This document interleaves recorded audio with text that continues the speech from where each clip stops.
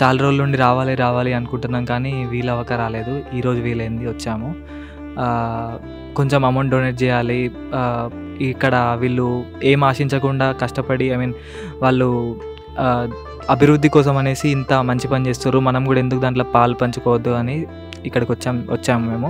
ఇక్కడికి వచ్చిన వెంటనే వాళ్ళు రిసీవ్ చేసుకొని మాకు అనాథాశ్రమం మొత్తం చూపించారు. మెయిన్లీ 5 ఫ్లోర్ బిల్డింగ్లో 4th ఫ్లోర్ వచ్చేసరికి కంప్లీట్ హాస్పిటల్.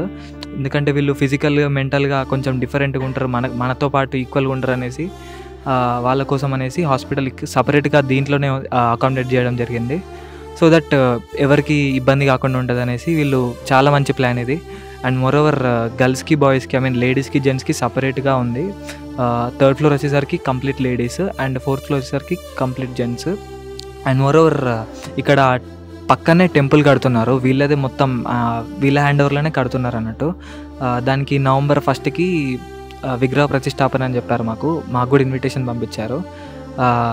ఐ గెస్ వీళ్ళు ఓన్లీ వీళ్ళని ఈ ఏజ్డ్ పీపుల్ వాళ్ళని వృద్ధులని ఓన్లీ వీళ్ళని జస్ట్ పెంచడం కాకుండా వాళ్ళని డివోషనల్గా కూడా మూవ్ చేయడానికి ట్రై చేస్తున్నారు.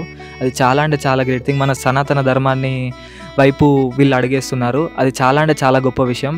సో ఈ దీంట్లో ప్రతి ఒక్కరు కూడా వాళ్ళు కూడా ఇనిషియేటివ్ తీసుకొని వాళ్ళకి తోచినంత సహాయం చేయాలని నేను మనస్ఫూర్తిగా కోరుకుంటున్నానండి. Thank you.